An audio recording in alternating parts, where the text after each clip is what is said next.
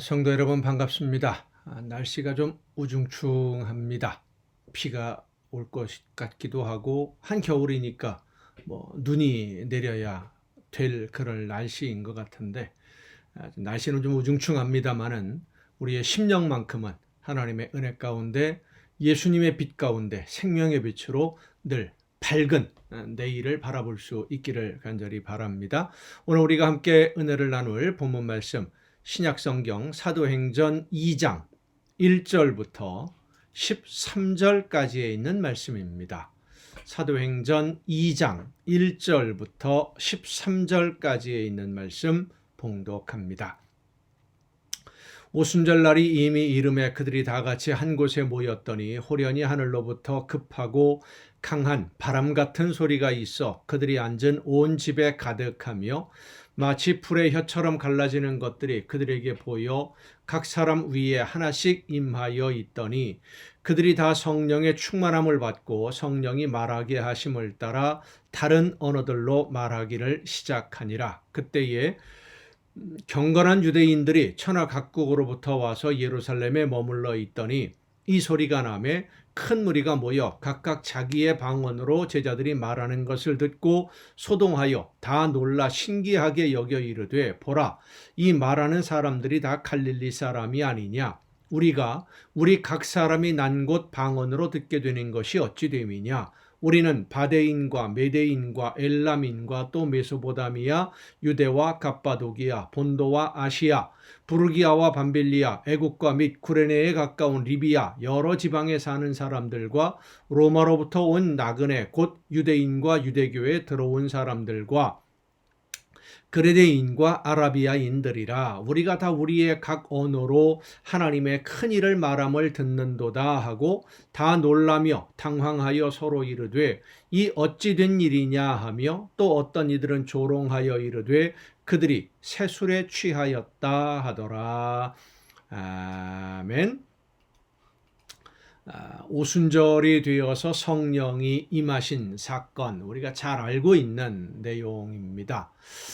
예수님이 승천하시고 약 열흘 정도가 지나서 오순절이 되었을 때 성령께서 제자들이 기도하는 곳에 임하셨습니다. 그리고 가장 먼저 나타난 두드러진 기적이 바로 그들이 하는 말이 보통 사람들이 하는 말과는 다른 그런 언어가 나타났다라고 하는 것이죠.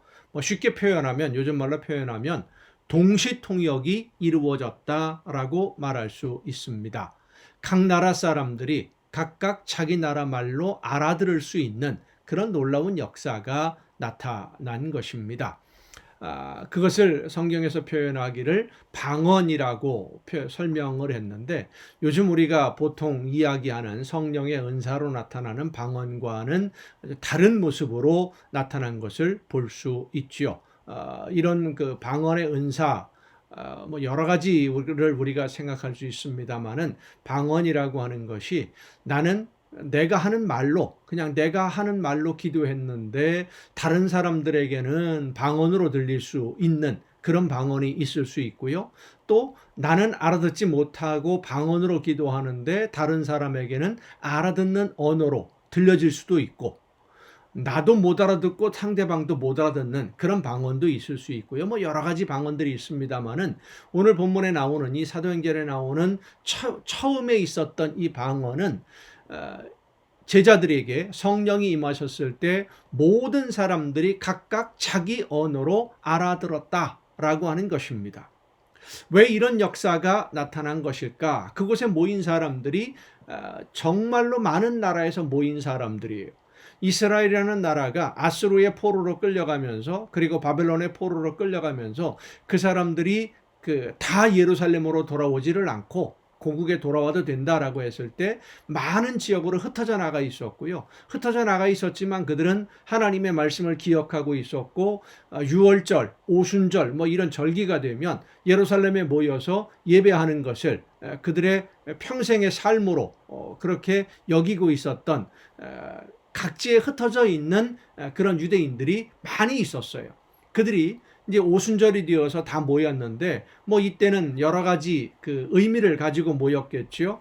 유월절 때 예수님이 목숨을 잃으셨으니까 그 소문들이 퍼져나갔을 것이고 부활하셨다라고 하는 소문도 퍼져나갔을 것이고 뭐 여러 가지 의미를 가지고 지금 사람들이 유대인들이 모였는데 그들에게 하나님의 놀라운 역사하심이 동시에 알려졌다라고 하는 겁니다. 성령이 임하시고 그 증거가 나타나고 많은 사람들에게 복음을 전하게 되는데 가장 큰 문제는 말이 서로 다르다라고 하는 것이었었죠. 특별히 그 예수님의 제자들은 외국에 나가서 살던 사람들이 아니기 때문에 그 나라 사람들의 말을 잘 알지 못합니다. 그 당시에는 아람어를 보통 쓰고 있었는데 아람어밖에는 말하지 못하는 사람들이, 그런데 많은 사람들은 다른 외국에 있는 유대인들, 유대인들이 중심이었으니까요. 처음에 복음이 전파되어지는 것이 이 사람들이 사는 지역이 다르다 보니까 사용하는 말이 전부 달라요. 각각 다른 말을 사용하는 사람들에게 가장 효율적으로 복음을 증거하려면 동시통역만큼 좋은 방법은 사실 없었던 것이죠. 그리고 그런 방법들이 듣는 사람들에게는 놀라운 기적의 역사로, 기적의 현상으로 나타나기 때문에 복음을 증거하고 예수님의 소식을 전하고 하나님이 하신 일을 전하는데 아주 큰 효과가 있었던 것입니다. 성도 여러분, 성령의 역사, 성령의 은사는 복음을 증거하는 데 필요한 도구로 사용되어질 수 있도록 성령께서 우리를 통해서 나타내시는 능력이 바로 성령의 역사요, 성령의 은사라고 하는 것입니다. 다시 말하면 성령의 은사는 우리가 예수 그리스도의 복음을 믿고 그리고 그 사명을 감당하기 위해서, 복음을 전하는 이 사명을 감당하기 위해서 복음을 전하고 예수님에 관한 소식을 전하고자 할 때 나타나는 성령의 능력, 중요한 역할을 해주시는 성령의 능력이 바로 은사인 것입니다. 예수님의 제자들은 성령의 인도하심을 따라 말하기를 시작했고 그 말을 듣는 사람들은 하나님이 하신 일이 얼마나 놀라운 일인지를 직접 경험할 수 있었던 것이 이제 사도행전 2장 오늘 우리가 읽은 본문 말씀입니다. 하나님은 오늘도 여러분을 통해서 그 놀라운 일을 모든 사람들에게 전하기를 원하고 계십니다. 제자들을 통해서만 2000여 년 전에 그렇게 한번 전하고 그친 것이 아니라 지금도 여러분을 통해서 예수 그리스도의 복음이 모든 사람들에게 전해지기를 원하십니다. 우리가 그 사명을 감당하고자 할 때에 제자들에게 임하셨던 성령의 능력이 여러분과 함께 하셔서 여러분을 통해 놀라운 성령의 역사가 나타나게 됨을 믿으시길 바랍니다.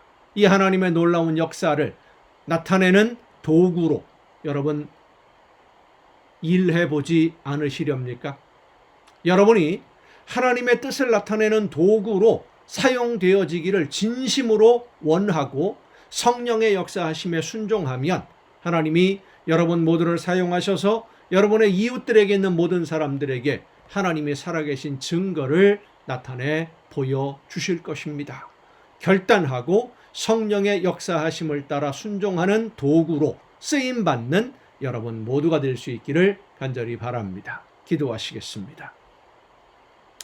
놀라우신 능력과 권능으로 오늘도 저희들과 함께 하시며 예수 그리스도의 복음을 모든 사람들에게 전할 수 있도록 역사해 주시는 아버지 하나님, 성령이 임하셨을 때에 제자들을 통해서 하나님이 하신 놀라운 일들이 모든 사람들에게 전파되어지고 그들이 놀라 그 모든 소식들을 들을 수 있도록 성령께서 역사해 주신 것처럼 오늘 연약하고 부족하지만 저희들을 통해서 하나님이 하시는 놀라운 이 구원의 역사가 모든 사람들에게 전해지기를 원하오니 성령이시여 우리 모두에게 임하셔서 하나님의 놀라운 역사, 우리 주님의 놀라우신 은혜와 그 사랑을 모든 사람들에게 전하는 일꾼으로, 도구로 우리 모두를 사용하여 주시옵소서. 순종하기를 원하오니 저희들을 사용하여 주시옵소서.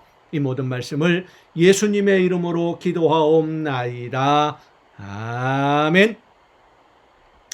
오늘 우리가 함께 통독할 하나님의 말씀 구약성경 에스겔 39장부터 함께 통독을 하시겠습니다.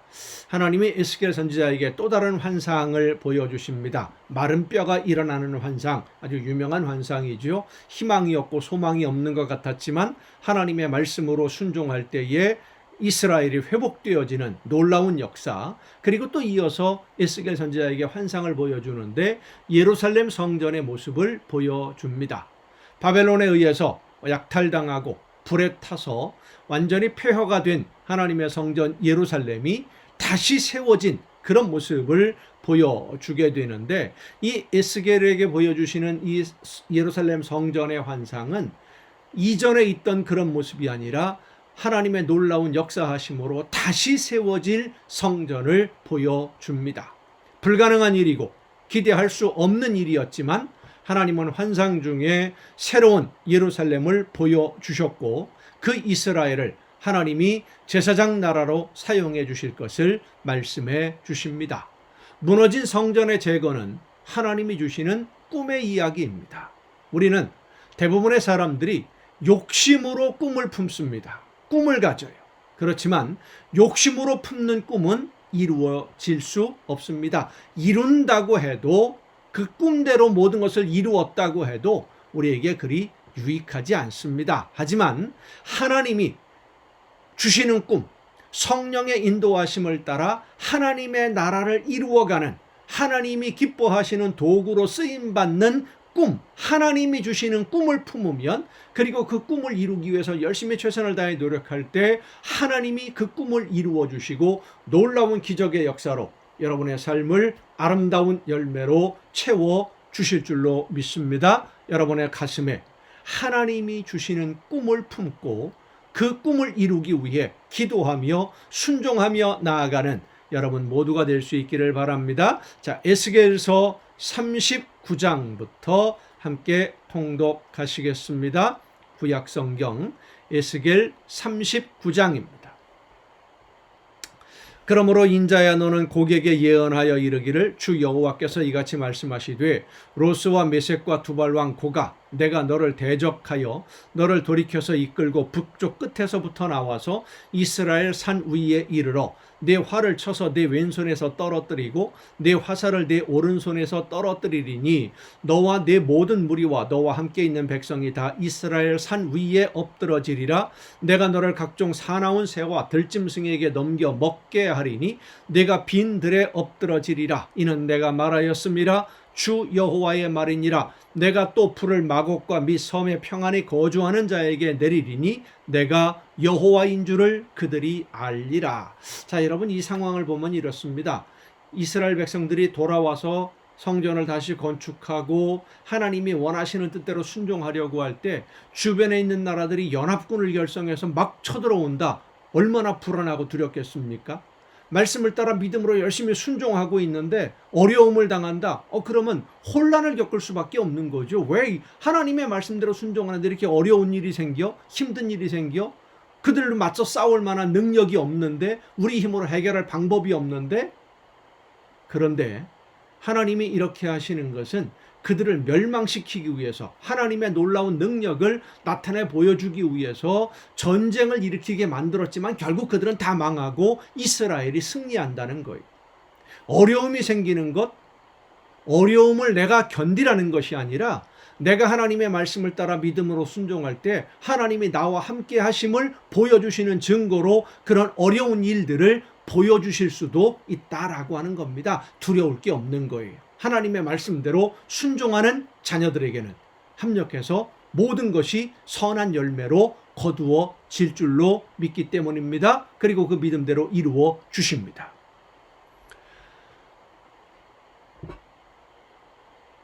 7절이죠.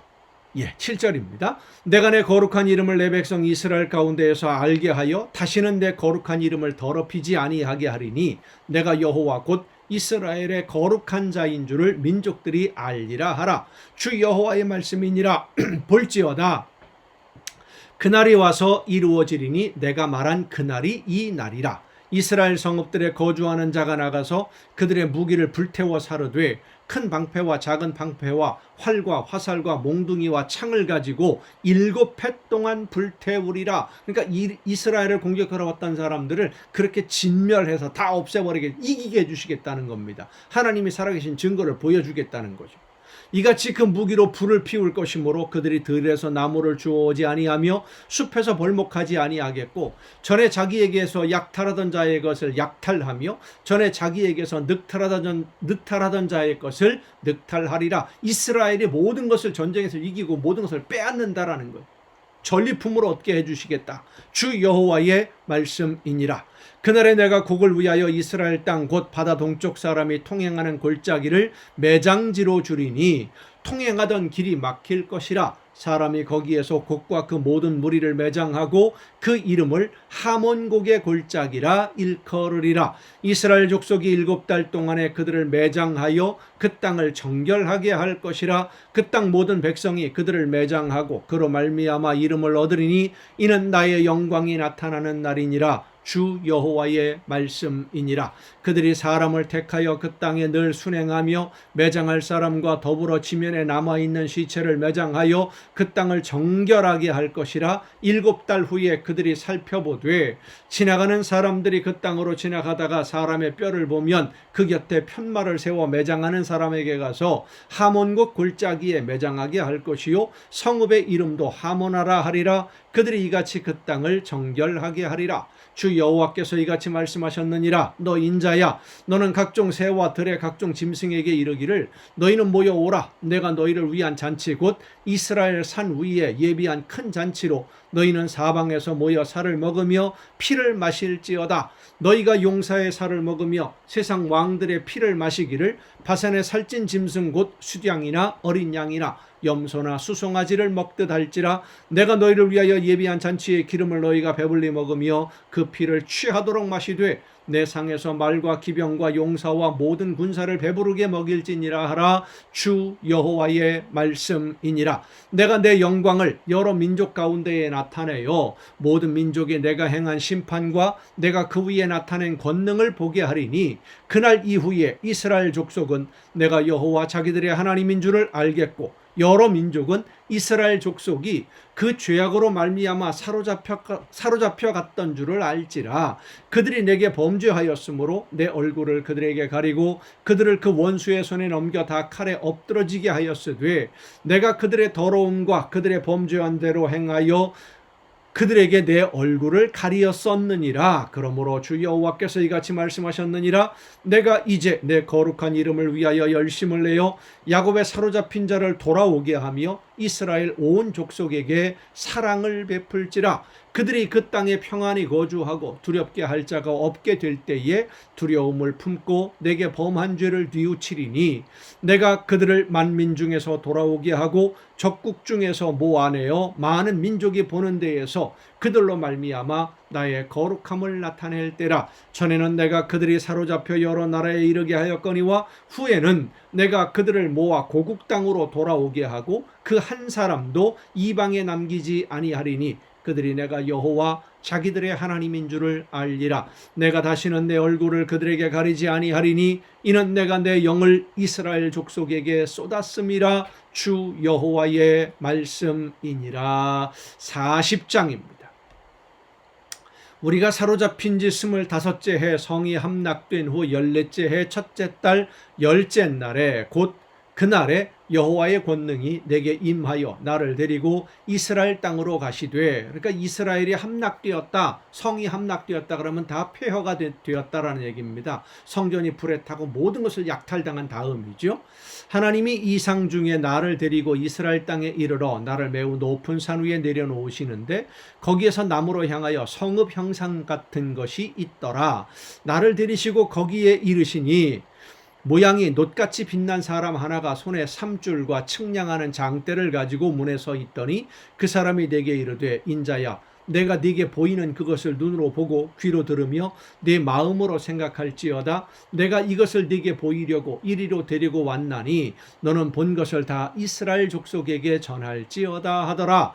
내가 본즉 집 바깥 사방으로 담이 있더라. 그 사람의 손에 측량하는 장대를 잡았는데 그 길이가 팔꿈치에서 손가락에 이르고 팔꿈치에서 손가락이 한 규빗이라고 보통 그럽니다. 한 손바닥 너비가 더한 자로 6척이라. 그 담을 측량하니 두께가 한 장대요 높이도 한 장대며 그가 동쪽을 향한 문에 이르러 층계에 올라 그 문의 통로를 측량하니 길이가 한 장대요 그 문 안쪽 통로의 길이도 한 장대며 그 문간에 문지기 방들이 있는데 각기 길이가 한 장대요 너비가 한 장대요 각 방 사이 벽이 5척이며 안쪽 문 통로의 길이가 한 장대요 그 앞에 현관이 있고 그 앞에 한 안문이 있으며 그가 또 안문의 현관을 측량하니 한 장대며 안문의 현관을 또 측량하니 8척이요 그 문벽은 2척이라. 그 문의 현관이 안으로 향하였으며 그 동문간의 문지기 방은 왼쪽에 셋이 있고 오른쪽에 셋이 있으니 그 셋이 각각 같은 크기요 그 좌우편 벽도 다 같은 크기며 또 그 문 통로를 측량하니 너비가 10척이요 길이가 13척이며 방 앞에 간막이 벽이 있는데 이쪽 간막이 벽도 한 척이요 저쪽 간막이 벽도 한 척이며 그 방은 이쪽도 6척이요 저쪽도 6척이며 그가 그 문간을 측량하니 이 방 지붕가에서 저방 지붕가까지 너비가 25척인데 방문은 서로 반대되었으며 그가 또 현관을 측량하니 너비가 20척이요 현관 사방에 뜰이 있으며 바깥문 통로에서부터 안문 현관 앞까지 50척이며 문지기 방에는 각각 닫힌 창이 있고 문 안 좌우편에 있는 벽 사이에도 창이 있고 그 현관도 그러하고 그 창은 안 좌우편으로 벌여 있으며 각 문벽 위에는 종려나무를 새겼더라. 그가 나를 데리고 바깥뜰에 들어가니 뜰 3면에 박석 깔린 땅이 있고 그 박석 깔린 땅 위에 여러 방이 있는데 모두 30이며 그 박석 깔린 땅의 위치는 각 문간의 좌우편인데 그 너비가 문간 길이와 같으니 이는 아래 박석 땅이며 그가 아래 문간 앞에서부터 안뜰 바깥 문간 앞까지 측량하니 그 너비가 100척이며 동쪽과 북쪽이 같더라.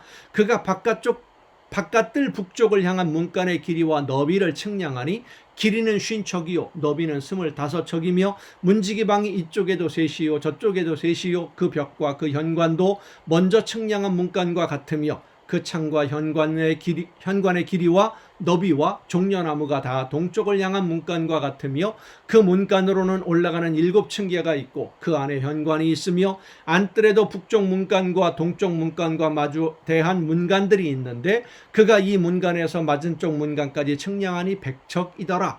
그가 또 나를 이끌고 나무로 간즉 남쪽을 향한 문간이 있는데 그 벽과 현관을 측량하니 먼저 측량한 것과 같고 그 문간과 현관 좌우에 있는 창도 먼저 말한 창과 같더라.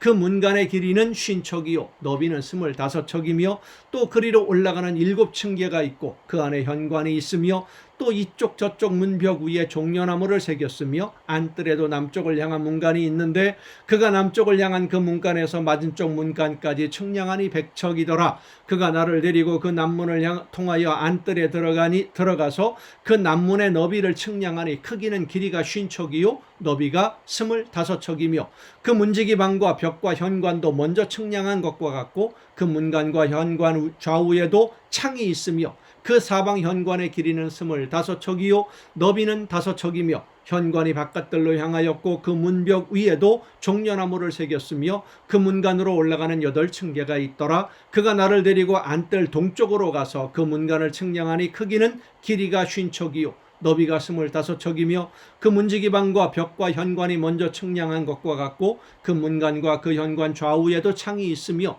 그 현관이 바깥들로 향하였고 그 이쪽 저쪽 문벽 위에도 종려나무를 새겼으며 그 문간으로 올라가는 8층계가 있더라. 그가 또 나를 데리고 북문에 이르러 측량하니 크기는 길이가 50척이요 너비가 25척이며 그 문지기 방과 벽과 현관이 다 그러하여 그 좌우에도 창이 있으며 그 현관이 바깥들로 향하였고 그 이쪽 저쪽 문벽 위에도 종려나무를 새겼으며 그 문간으로 올라가는 8층계가 있더라.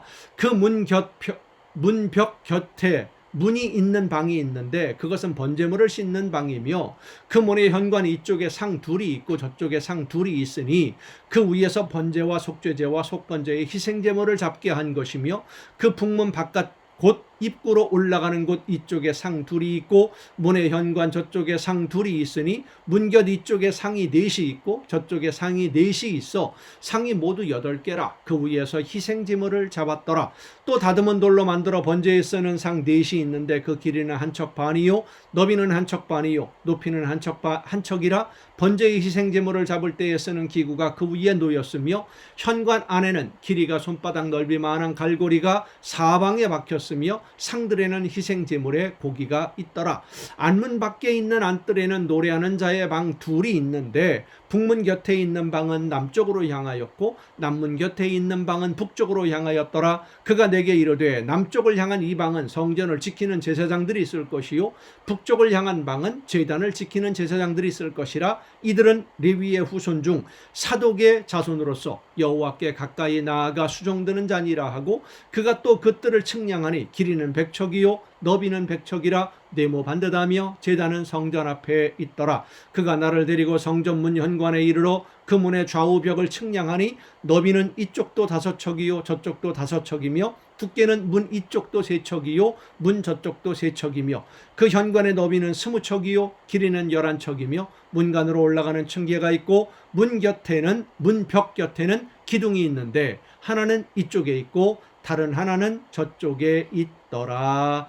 아멘.